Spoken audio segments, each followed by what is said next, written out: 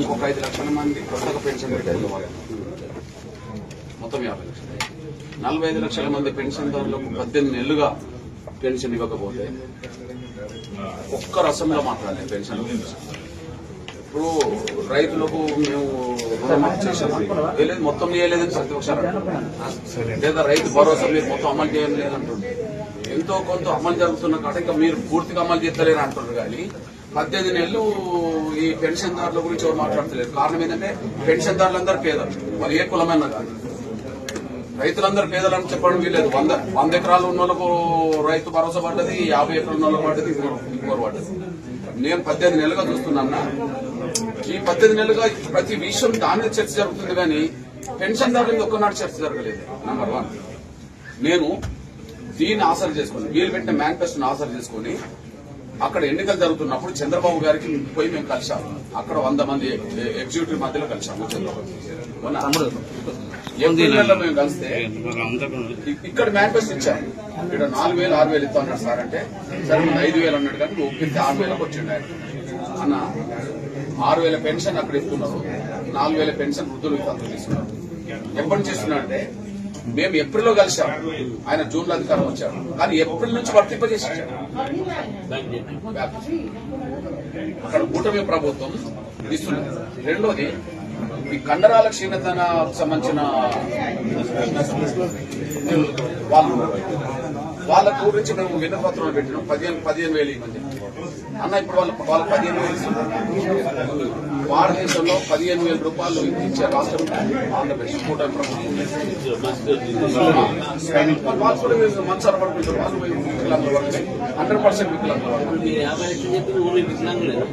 వృద్ధులు వితంతులు కొంత పెన్షన్ అంటే 4,000 వికలాంగులకేమో 6,000, మిగతా పెన్షన్దారులందరికీ 4,000.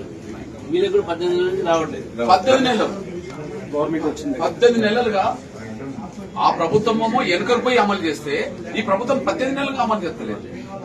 18 నెలలుగా అమలు చేస్తే ఎప్పుడన్నా చూసామా? 50 లక్షల మంది పేదల సమస్య ప్రతి అసెంబ్లీలో అన్ని పార్టీలు మాట్లాడతాయి. వీళ్లకు రైతు భరోసా ఇవ్వలేదు, రైతు బంధు ఇవ్వలేదు, ఇవి మాట్లాడతాయి.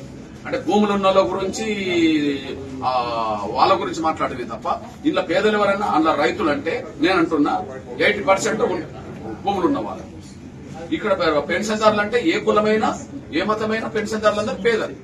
వీళ్ళ గురించి ఒక్కనాడు అసెంబ్లీ చర్చ లేదు. 18 నెలలు ఎగ్గొడతారా? నెలకు 1000 కోట్ల అన్నా, నెలకు 1000 కోట్ల రూపాయలు వీళ్ళకి ఎగ్గొట్టుతున్నది. 18 నెలలు 18,000 కోట్ల రూపాయలు. దీన్ని ఎవరు అడగలేదు. రెండో విషయం, స్థానిక సంస్థల్లో రిజర్వేషన్లు ఉండాలని చెప్పి కాంగ్రెస్ పార్టీ మేనిఫెస్టోలో, జాతీయ కమిటీ మేనిఫెస్టో ఉన్నది.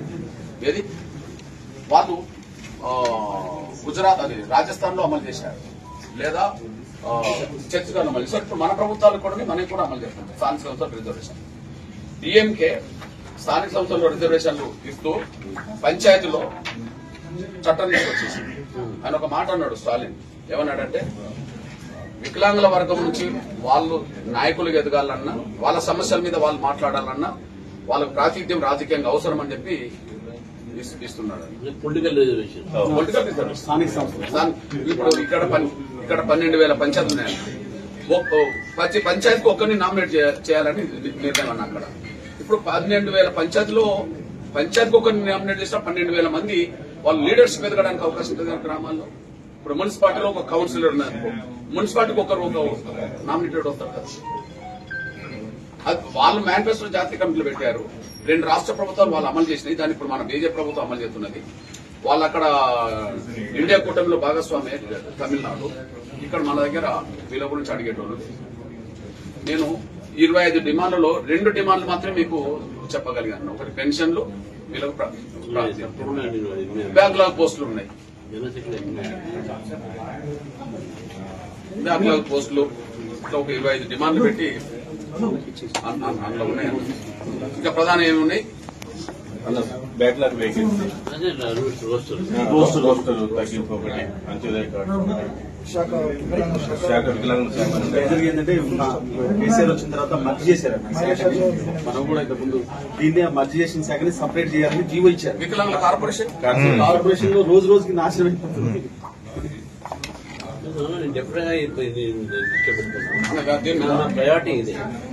నేను తిరుపతి జిల్లాలో definite first CM Madhukar Subhash ఉండా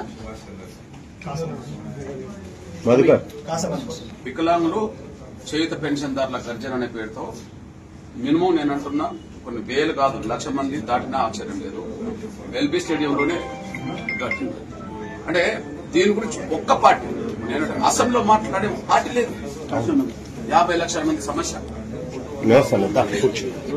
మనం రైతు బంధు చాలా విషయాలు మాట్లాడాలి. కానీ ఈ వికలాంగులు కానీ ఉత్తర్వులు కానీ విద్యా సంబంధించిన దాదాపు 18 నెలలు చేయలేదు. 18 మంత్స్ వీళ్ళకి రాలేదు, వాళ్ళకి రాలేదు. సీరియస్ మాట్లాడాలి. సీఎం లెటర్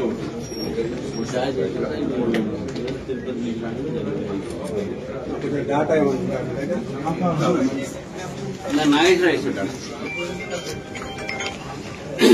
అన్న. ఎందుకు మరి నేను ఒక ఎగ్జాంపుల్ చెప్తున్నాను. 6 గ్యారెంటీలలో వికలాంగులది ఇప్పుడు మీకు సబ్జెక్ట్ చెప్పానన్నా దాని మీద మీరు దృష్టి పెట్టండి. పేదల గురించి చెప్తున్నాం. సింగిల్ పార్టీ పేదల పక్షాన్ని మాట్లాడలేదు. ఎగ్జాంపుల్ చెప్పండి అన్న. ఇది రైతు భరోసా వరంగల్ డిక్లరేషన్. వరంగల్ డిక్లరేషన్ లో భూమి ఉన్న రైతులతో పాటు కౌలు రైతులకు ఏడాదికి ఎకరాకు 15,000 ఇస్తామన్నారు. నంబర్ 1. భూమి లేని ఉపాధి కూలీ కూలీలకు ఏడాదికి 12,000 ఇస్తాం అన్న.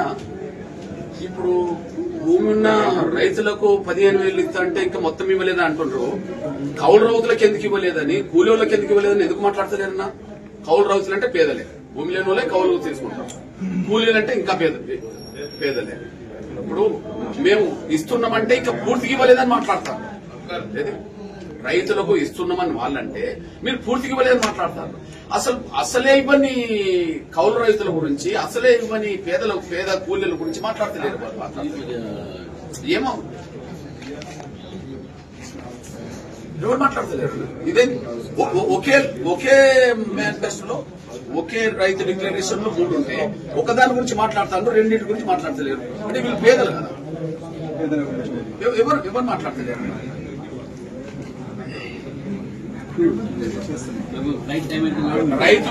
రైతులకు బీమా సౌకర్యం ఇవ్వండి. వీళ్ళ మేనిఫెస్టో ఏంటంటే కూలీలకు కూడా బీమా సౌకర్యం కల్పిస్తామని చెప్పారు. ఈ బీమా సౌకర్యం మన కూలీలకు కల్పించలేరు కదా అన్న. మీరు రైతుల ఆత్మహత్యల గురించి మాట్లాడుతున్నాం కదా. రైతుల ఆత్మహత్యలో 80% మంది కౌలు రైతులు.